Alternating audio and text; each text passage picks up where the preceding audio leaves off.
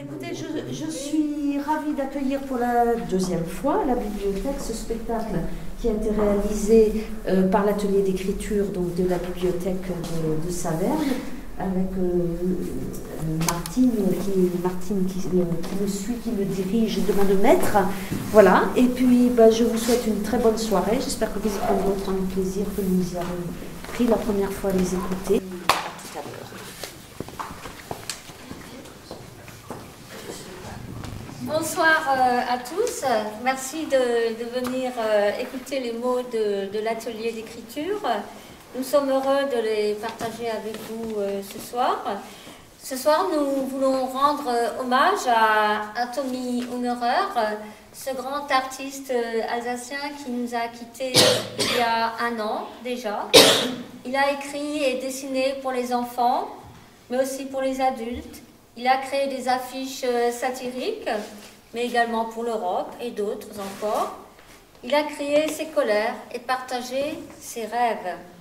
Alors nous, très modestement, nous avons écrit en essayant de nous rapprocher de son esprit créatif et malicieux, de sa tolérance et de son imaginaire. Jeux et jouets. Tommy était un grand collectionneur de jeux et de jouets. Il en a fait don à la ville de Strasbourg. Le musée Tommy Ungerer conserve 6500 jouets et jeux provenant de la collection personnelle de l'artiste. Il nous reste tous des souvenirs de jeux ou de jouets de notre enfance que nous avons peut-être gardés au fond d'un coffre. En voici quelques-uns. Barbichette. On joue à la barbichette. D'accord, mais ne triche pas. Pas le droit de chatouiller, sinon tu gagnes toujours. Alors. Et c'était toujours une bonne partie de rigolade avec ce jeu, qui ne demandait aucun matériel et que l'on pouvait jouer en toutes circonstances, ma cousine et moi. Mais on le jouait surtout les jours de pluie ou à la fin de ces interminables repas de famille, lorsque nous avions enfin le droit de nous lever et d'aller nous réfugier dans notre domaine, c'est-à-dire la chambre de l'une ou de l'autre. La chambre de ma cousine contenait en outre un circuit automobile électrique, objet de mes convoitises. « Et si on joue au master ?» demandait-elle ensuite, car elle aimait les jeux calmes. Je savais qu'elle s'entraînait à longueur de semaine, car elle était enfant unique, et je n'avais pas envie de perdre à ce jeu où j'étais fort malhabile. Non, faisons plutôt la course sur ton circuit, car je partageais, quant à moi, une chambre avec ma sœur, et celle-ci n'aurait jamais accepté l'installation d'un tel jeu qui occupait un espace considérable. Finalement, la partie s'avérait moins attirante que prévu, car ma cousine s'y prêtait de mauvais cœur. Mais ce n'était pas grave. La joie d'être ensemble nous incitait à trouver d'autres occupations, certaines assez facétieuses, d'autres plus aventureuses, quand nous enfourchions nos vélos pour sillonner nos villages respectifs. Théâtre de bien des jeux, marelles, billes, petits bateaux en papier dans les ruisseaux, fabrication de moulins à vent ou de cerfs-volants, jeux d'indiens et de cow-boys. Je n'ai jamais trop repensé à toutes ces activités de l'enfance. Peut-être, obnubilés par nos livres savants et musique profonde, selon la formulation tellement exacte du poète Christian Bobin.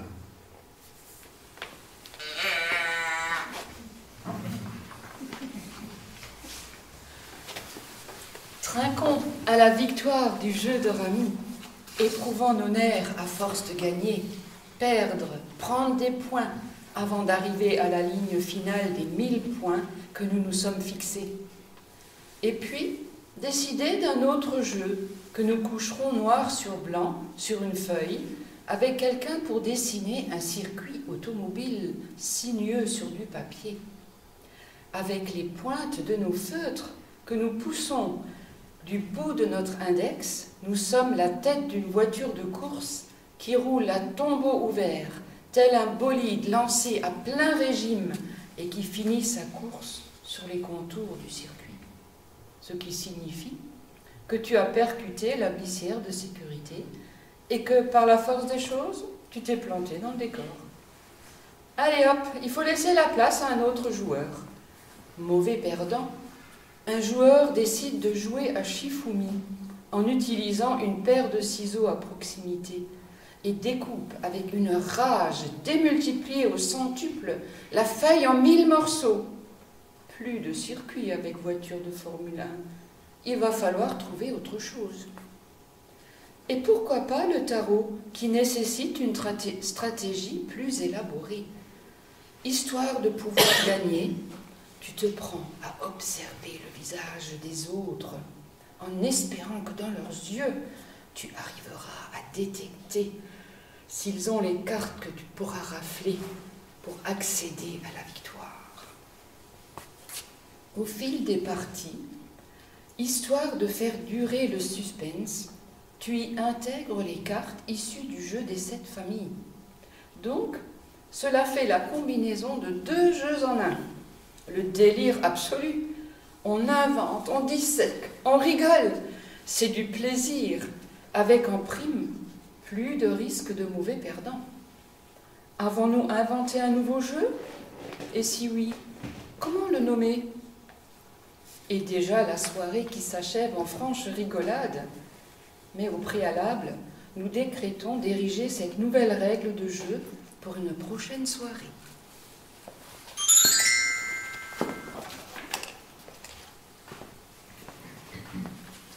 La voix de maman résonne dans la cuisine. Je t'ai gardé ce petit chat en fer avec une clé pour le remonter pour toi toute seule. De toute façon, je suis seule. Enfant unique, perdu au milieu de mes jouets. Joe le clown et Pacha le chat, petits automates au cliquetis bizarre, se déplacent sur le carrelage. Ils font partie de mon univers. Quelquefois, je peux aller jouer avec Michel, ma petite camarade de classe. Et là, ça grouille, elle a des frères et des sœurs. Un jour, on joue au jeu de loi. On partage les rires et les pions avancent à petits pas. Les plus téméraires jouent à la marelle et atteignent le ciel à cloche-pied sans tricher. L'aîné des frères se moque des filles et préfère jouer à saute-mouton. Attention aux genoux. Lorsque l'hiver arrive, les petits chevaux remplacent le saut à la corde. Chevaux bleus, verts, jaunes, rouges caracolent sur le tapis. Les dés s'entrechoquent et les esprits enfantins s'échauffent. Après le goûter, je rejoins mon univers, la maison de mes parents. Et je pense déjà à de futurs jeux. Joe, mon petit pantin tout rouillé, tu es maintenant au repos sur une étagère. Pacha le chat a perdu sa clé et profite d'un repos bien mérité sur une commode. Vaillants petits jouets en fer, doux souvenirs d'enfance.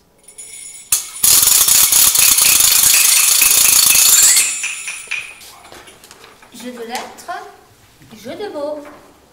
Tommy aimait jouer avec les mots, créer des personnages fantaisistes et poétiques. Alors nous aussi, nous nous sommes amusés à imaginer la vie des lettres dans des contes de poche avec les 10 mots proposés par le ministère de la Culture pour fêter la langue française en 2019.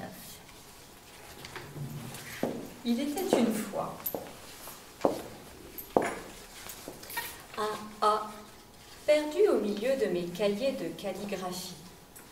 Serait-ce un arlequin à la folle allure ou d'étranges personnages agiles dansant dans les airs? Mon esprit vagabonde. Les jambes qui entourent ce A évoquent l'ambiance de l'Orient. Ce sont des danseurs arabes vêtus de pantalons de soie et chaussés de babouches. Leurs chapeaux rouges, parés de franges multicolores, virevoltent. Au milieu de la lettre A, une robe d'apparat. La maîtresse de cérémonie entoure ces elfes aériens.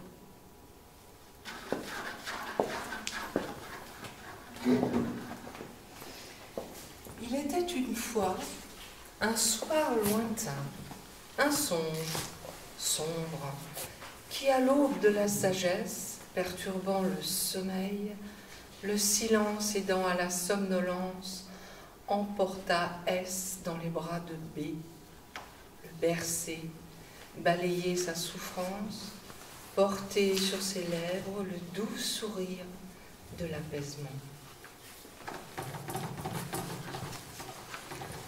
Lorsque A rencontre le gribouillis de S, il faut toujours qu'il lui raconte une histoire. Mais cette histoire, le gribouillis de S la connaît par cœur.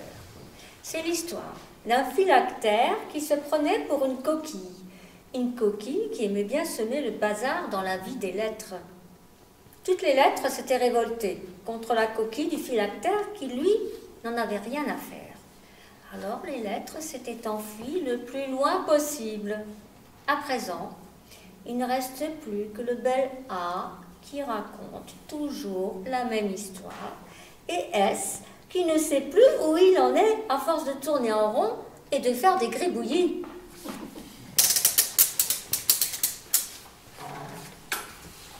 Il était une fois B, boursouflé et bêta. B balbutia des billes de bois et des briques. B était bleu et brun et balèze et bourru. Pas de bisous pour ce bébé, non.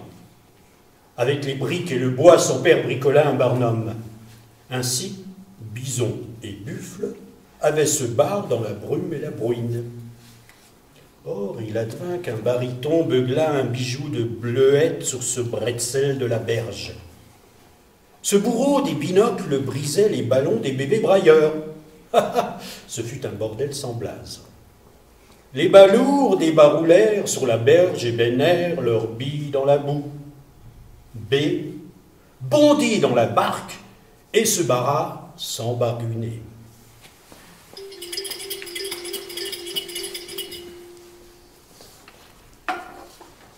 Au royaume de A, il y a bien longtemps, à l'époque où le temps était encore dans le temps, dans un royaume proche ou lointain, actuel ou anachronique, vivait un roi, le roi A. Ce roi avait une âme d'artiste et aimait par-dessus tout les arabesques d'un amour suprême. Seulement voilà, il se rendit vite compte qu'à chaque fois qu'il en rencontrait une, son chat Angora, qui était asthmatique, était pris d'une anachronique envie d'éternuer. Agacé, le roi A se demanda alors quel adorable artisan pourrait le tirer de là. Il convoqua donc de manière arbitraire tous les artisans du royaume pour trouver une solution arithmétique au problème du chat Angora allergique aux arabesques. C'est ainsi qu'il fit la connaissance d'Arthur, qui malgré son jeune âge accepta de rencontrer le chat Angora asthmatique du roi A. Ils dialoguèrent longtemps à l'ombre d'une amphore qui était adorablement astiquée par Anita, la fille du roi A. Si bien qu'au bout d'une semaine, ils devinrent tous les trois des amis inséparables. C'était tout ce qu'il fallait au chat pour guérir de son allergie aux arabesques anciennes ou actuelles. Et depuis ce temps, le roi A peut rencontrer et inviter toutes les arabesques du monde. Le chat les accepte amoureusement. Et tous vivent depuis ce temps-là dans la plus grande joie et la plus belle harmonie au royaume du roi A, comme amour, arabesque et angora. Et s'ils ne sont pas morts, ils vivent encore.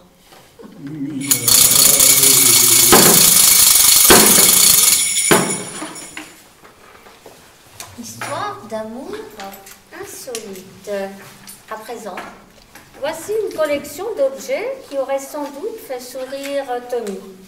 Ce sont les objets curieux, introuvables, ridicules, amusants, qui ne servent peut-être à rien, mais qui ont tous un caractère unique et surtout un grand cœur. Écoutez ces histoires de rencontres et d'amour insolites, mais tellement humaines. Il était une fois un arrosoir bleu, amoureux d'une cafetière de porcelaine aux beaux yeux. Un petit escargot et quelques gouttes de café avaient scellé leur amour imparfait. Mais, cette histoire avait semé des graines de douceur pour l'arrosoir bleu au plus profond de son cœur.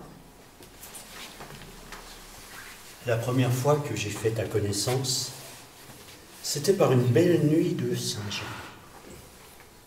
J'avais dormi au jardin de Casia. La veille au soir, elle avait rafraîchi les pétales de ses roses, tant bien que mal, compte tenu de l'orientation de mon pommeau. J'étais tout perlé de rosée, lavé de mes brindilles et autres petites mottes de boue.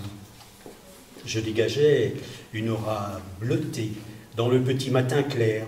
J'étais en forme, imprégné des senteurs alentours. Casia est venue savourer une tasse de café auprès de moi. Elle te tenait à la main pour se servir. J'ai découvert ton anse en levant mon pommeau autant que faire se peut. Ce fut comme un éclair qui m'a irradié de bonheur. Et ô miracle, Casia t'a délicatement posé à côté de moi, anse contre anse. J'ai alors remarqué que ton bec verseur en alignement au-dessus de ton anse te donnait une allure originale et romantique à souhait. J'aimais déjà ta différence. J'étais conquis. Nous étions tous deux particuliers. C'est un destin auspicieux qui avait rapproché nos deux anses. Je murmurais des mots doux aux fleurs qui émaillaient ta porcelaine blanche. Ton délicat couvercle me paraissait si fragile que j'avais envie de te protéger de ma coque robuste. À deux, toi et moi, devenions invincibles, pommeau et bec verseur entrelacés. Le reste de la journée, je n'ai rêvé que de toi. C'était simplement magnifique. J'avais hâte que tu reviennes au jardin. Un petit escargot est venu me rendre visite et briser ma solitude. Il a grimpé doucement en bavant le long de ma paroi de plastique bleu roi. Casia avait renversé distraitement quelques gouttes de café sur sa coquille striée. C'était un peu de toi qui m'a accompagné toute la journée. Je n'ai pas vu passer ces heures à lézarder au soleil. Tu étais là, avec moi, telle ma muse. Et puis, le temps a passé. Et j'ai détesté ton éloignement sans nul doute volontaire. Tu n'es jamais revenu au jardin.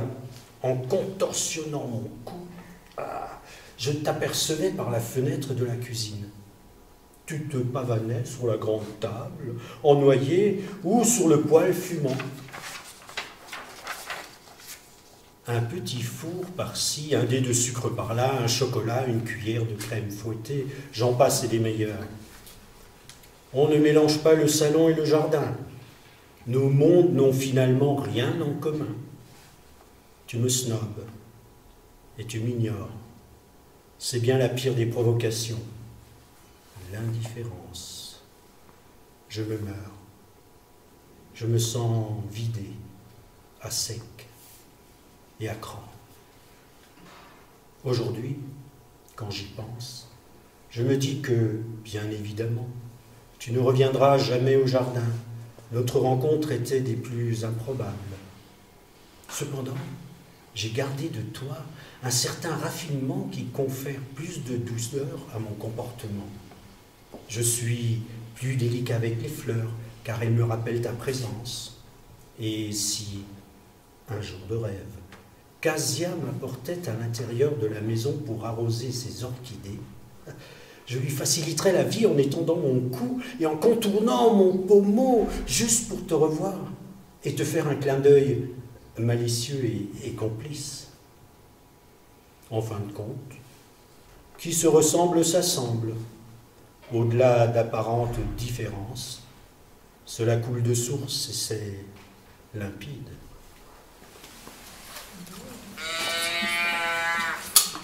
Il était une fois des Charentaises à Clou, amoureuses d'une bouilloire dite la Féline.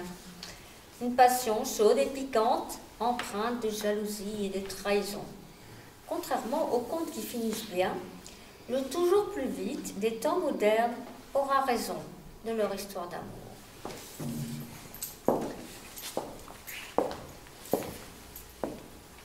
La première fois que nous t'avons vu, ça a été le coup de foudre. C'est d'abord ta voix qui nous a séduits, un doux ronronnement de chat. C'est un sachet de thé et une tasse qui nous ont présentés. Tu t'es levée pour faire couler l'eau, élégante et gracieuse, ce fut comme une apparition. Nous sommes restés semelle béante. Féline, tu as réussi à nous mettre d'accord. Réconfortante comme nous étions faits pour nous rencontrer. Au début, tu t'es montrée, Féline, peu coopérative, fuyant à chacune de nos approches. Timide, il a fallu t'apprivoiser. Nous avons aimé ces moments où nous te réconfortions. Tu avais déménagé et ton ancienne famille te manquait. Nos clous te faisaient peur. Nous avons dû faire nos preuves pour te montrer que nous n'étions que deux paisibles, qu'il ne faut pas se fier aux apparences, que nous avions beaucoup de points communs. Nous avons aimé ce temps où nous jouions au chat et à la souris, quand tu nous mâchouillais ou que tu te blottissais contre nous, ronronnant de plaisir avant de t'esquiver à pattes de velours. Entre doux câlins et griffes acérées, c'était une histoire d'amour chaude et piquante. Puis tu as fait connaissance du tapis. Tu es monté à l'étage et tu es resté là-haut plusieurs jours pendant que nous étions restés là, au pied de l'escalier. Nous avons détesté lorsque nous t'avons entendu ronronner sans nous. Tu ronronnais avec un autre. Jamais tu n'avais ronronné comme ça avec nous. Coincée au rez-de-chaussée, impuissante, nous avons tout imaginé. Toi, lové dans la chaleur du tapis. Jaloux, nous avons détesté souffrir de ta trahison. Aujourd'hui, quand on y pense, on se dit que nous avons eu tort de ne pas te pardonner. Nous avons gâché les derniers instants qui nous restaient à t'ignorer pour te faire payer ton infidélité.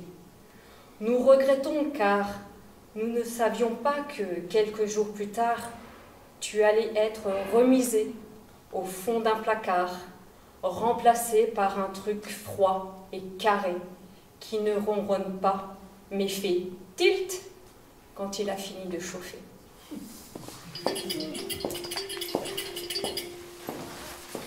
Il était une fois une table de ping-pong ondulée et une brosse à dents à deux têtes, la rapide. Ils s'aimaient d'amour tendre et passionné.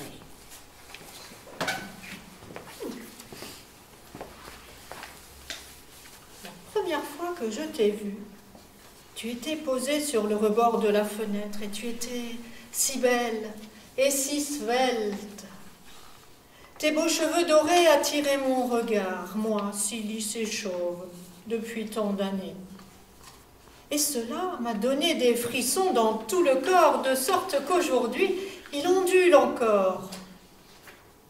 Mais tu étais loin et inaccessible. Je ne pouvais que te rêver.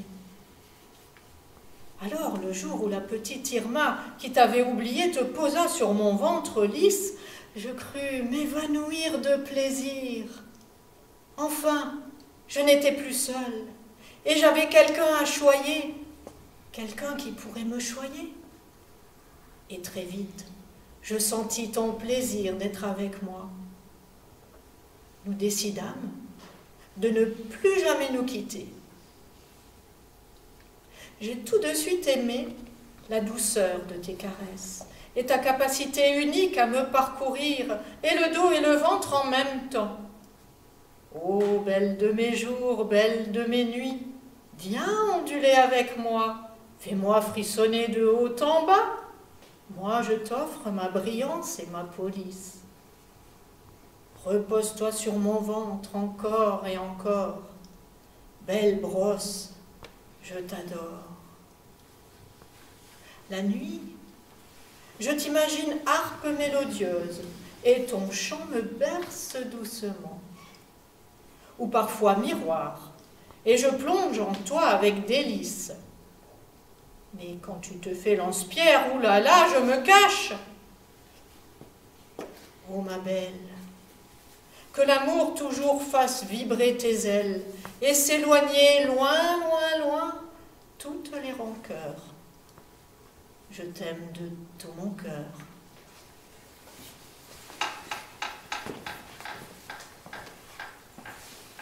Il était une fois une lunette pour amateurs de neige rencontrant un piano.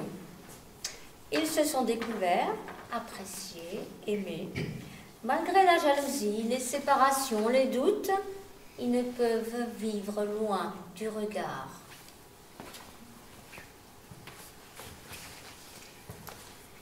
Cela faisait un moment que je t'observais sur l'étagère.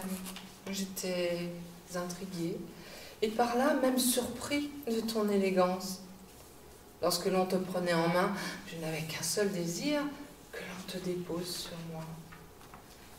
Dès que nous avons pris contact, mes touches se mirent à frémir et de doux souffles retentirent dans le salon. J'aimais tes petits cristaux virevoltants qui te donnaient un regard si merveilleux. Je savais que nous étions faits pour nous entendre. Rappelle-toi, il y a 20 années déjà, tous ces moments délicieux, joyeux et partagés. J'ai même aimé lorsque tu avais perdu les cristaux de ton verre droit lors du dernier déménagement. Cela te donnait un petit air coquin. Et lorsqu'on ne trouvait plus ma tierce pièce, j'étais incomplet. Que de fou rire. Par ta chaleur, tu as su me réconforter. S'aimer tel que nous sommes, n'est-ce pas formidable? J'ai détesté lorsque d'autres objets de la maison te faisaient mirette. Oui, ces chaussons à clous qui te faisaient tellement rire. Et cette théière féline avec qui tu aimais partager des moments délicatement parfumés. Je ne suis pas apaisée lorsque je te sais loin de moi. Aujourd'hui, je me dis que nous avons surmonté bien des affres. Grâce à ton amour, notre complicité et notre joie de vivre, nous avons eu de jolies petites notes et de petites lorgnettes qui sont devenues sujets, vivant dans des foyers de somptueux musées. Ils sont heureux.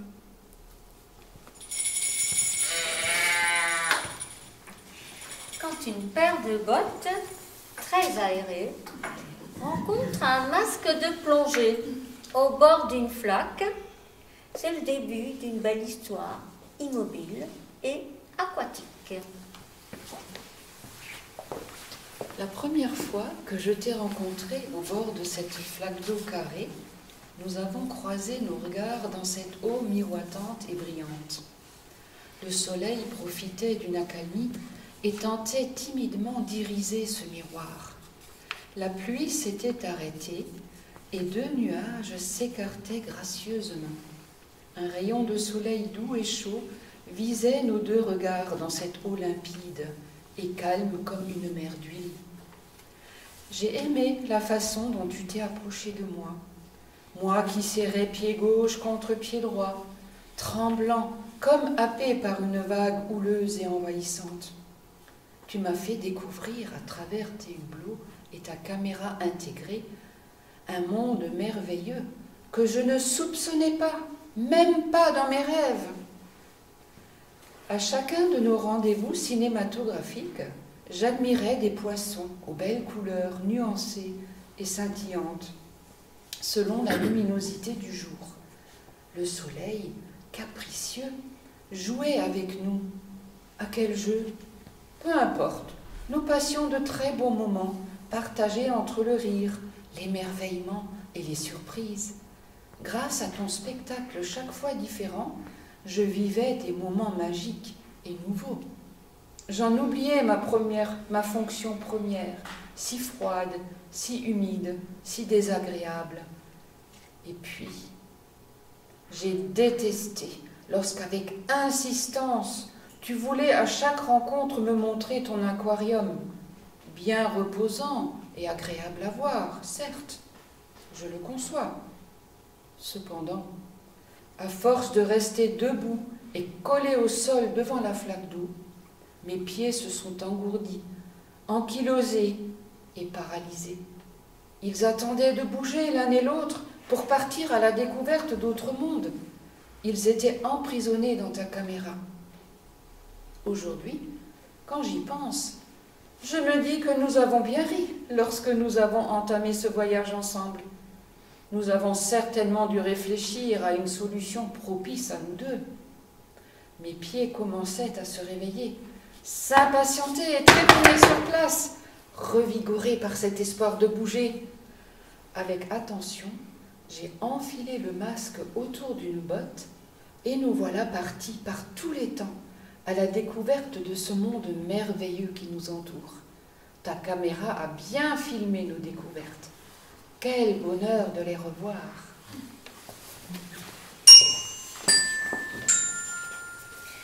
Voilà l'histoire d'une paire de sabots qui faisait les durs travaux des champs et d'un fauteuil radiateur au grand cœur. Une histoire d'amour, de chaleur et de tendresse. La première fois que nous nous sommes rencontrés, quel étonnement!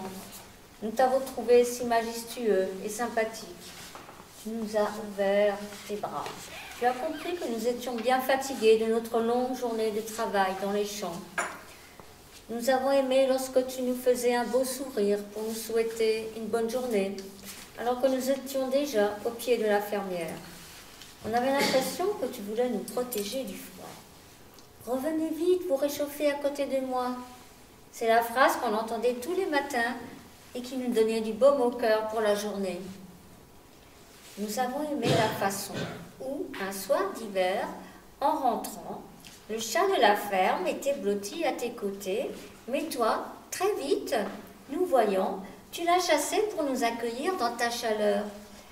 Nos cœurs battaient fort et nous avons compris que nous ne pourrions plus nous quitter. Nous avons détesté lorsque plusieurs matins tu es resté silencieux, froid et distant. Nous partions le cœur triste. Mais pire, nous avons frémi lorsque, au bout de 3 jours, tu avais disparu dans la grange. Qu'allions-nous faire tout seuls? Nous guettions le fermier qui nous annonça que tu avais quelques petits problèmes, que tu devais te reposer et que tu ne pouvais plus nous réchauffer. Aujourd'hui, quand j'y pense, je me dis que nous avions tort de nous lamenter. Un soir, en rentrant, quelle bonne surprise! Tu trônais à nouveau dans le salon, encore plus beau qu'avant, et tu nous appelais. « Venez vite dans mes bras, vous m'avez tant manqué. »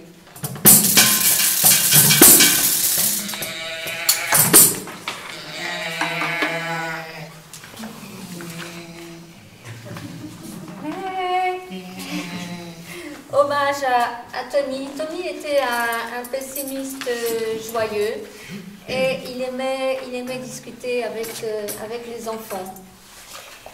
Il y a quoi derrière les étoiles? Qui a construit le ciel? Pourquoi sommes-nous tous différents? Pourquoi est-ce qu'on n'a qu'une seule vie?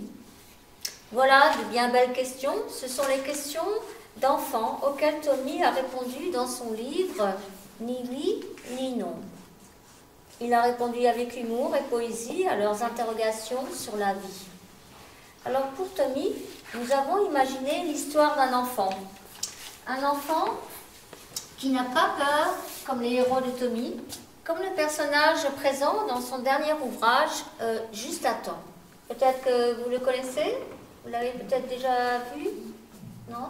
Donc c'est un album posthume. Tous les êtres vivants sont partis de la Lune. Seul Vasco reste sur la Terre, guidé par son ombre.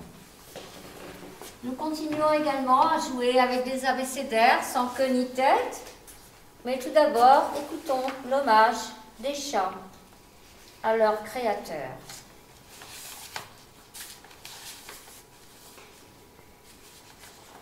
Quelqu'un appelle son chat dans le noir. Je vois les chats, tous les chats, qui hurlent à la lune le nom de leur créateur. Il a versé son sang chaud à coups de crayon rageur pour payer le prix de la paix. Ses affiches hurlent sa cuite d'humour. Rions, rions de toute son insolente pertinence. Attendre l'inattendu. Des mots qui nous claquent au visage pour tordre le cou à la misère de l'esprit, misère de la guerre, misère de l'intolérance. Tous les chats hurlent à la lune dans la nuit, hurlent la vie de leur créateur, hurlent la face cachée de Tommy.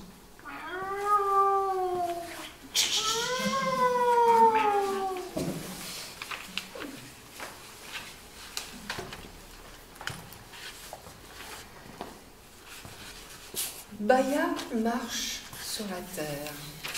Elle appelle son chat, ses parents, ses amis. Pas de réponse. Elle marche sur tous les chemins, sur toutes les routes.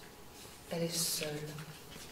Le vent glisse entre ses jambes et parfois, quand il y a du soleil, une ombre se tient derrière elle, devant. Une ombre, c'est fidèle, mais ça ne parle pas. Tout à coup, elle entend une voix très loin au-dessus de sa tête. Un petit nuage bleu lui sourit. « Coucou, toi, où vas-tu » ? « Je cherche mon chat et mes amis. Et toi, tu n'es pas parti sur la lune comme tous les autres ?» ?»« Non, j'ai beaucoup dormi. Maintenant, tous mes nuages ont disparu. Seul le vent est resté. » »« Moi, j'ai l'ombre. Mais c'est un compagnon qui ne dit jamais rien. Je suis bien contente de parler avec toi. » »« Et d'où viens-tu » ?»« Avant, j'habitais dans une grande ville avec plein de bus, de voitures, de lumière, mais il ne reste que des immeubles vides. Et toi ? » ?»« Moi, je viens du ciel. » »« Mais qui a construit le ciel ? » ?»« Oh, mon ciel, c'est un drôle de zigoto qui l'a inventé. C'est une longue histoire. Continue ton chemin. Je vais te chuchoter toute l'histoire dans les oreilles.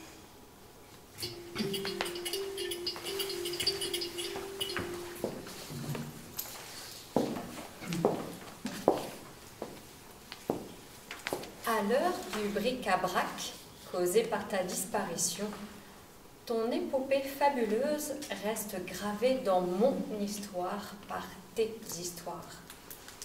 Entre innocence et insolence, tu joues avec les mots et les couleurs. D'ailleurs, tes couleurs peuvent s'écrire avec un K, comme kaléidoscope. Et pourquoi pas? Lumineuses images et belle histoire, mais de quels nuages pleuvent toutes tes idées? Ô Tommy, pluie de questions qui m'amènent à revisiter mon enfance et mon imaginaire. Sorcier des temps modernes, ogre de créativité, je te vois et t'entends, universel. Est-ce à vélo ailé, après avoir descendu quelques gorgées de whisky, que tu as grimpé vers ton étoile? Joyeuse étoile, partagée entre l'innocence de l'enfance et un certain goût du X. Tes yeux continuent à briller. Un sacré zigoto que ce Tommy.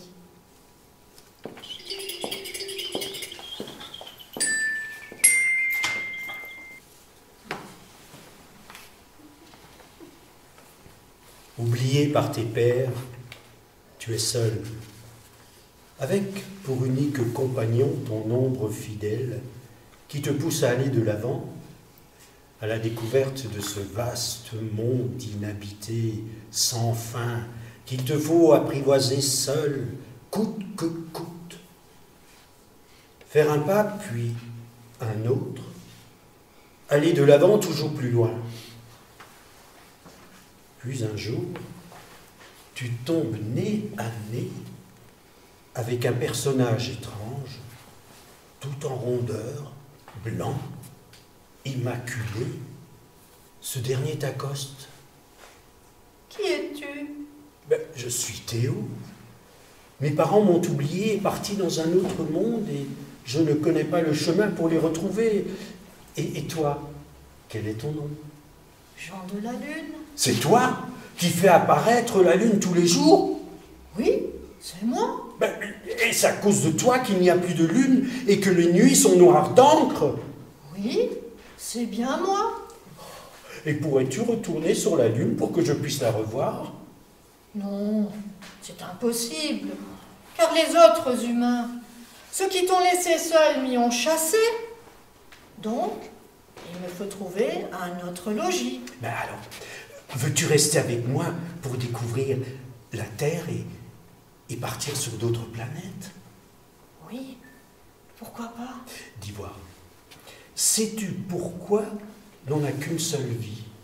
Oui, pour profiter intensément. Si tu en avais plein, vois-tu, à un moment tu te lasserais et tu t'ennuierais. Oui, mais comment en profiter intensément? Ah, observe la beauté du ciel étoilé la nuit, les fleurs qui éclosent avec la rosée en laissant s'échapper des senteurs enivrantes, le soleil qui te réchauffe au fil des heures de la journée, l'eau qui ruisselle et jaillit des montagnes et au détour des rochers. Mais dis, tu m'apprendras tout cela au fil de nos voyages? Et l'enfant Théo et Jean de la Lune partirent bras dessus, bras dessous, découvrir le vaste univers au bord d'un engin volant qu'ils avaient fabriqué ensemble.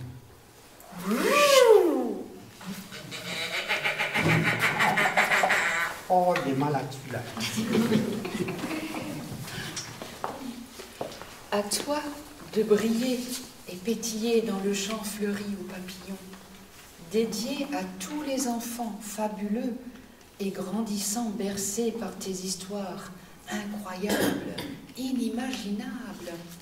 Entre autres, dans une kermesse animée, bruyante et joyeuse, si ludique, si magique, nous ouvrant la porte extraordinaire qui nous emporte vers des rêves soyeux, nous faisant glisser vers toutes sortes de tentes attirantes et envoûtantes, aux univers vivants, variés, brillants de 1000 paillettes, inspirés de Walt Disney, au son des xylophones, des flûtes et des orgues de barbarie, nous faisons rebondir tels des yo-yo, non sans oublier de nous conduire à travers un zoo habité d'animaux merveilleux et fantastiques.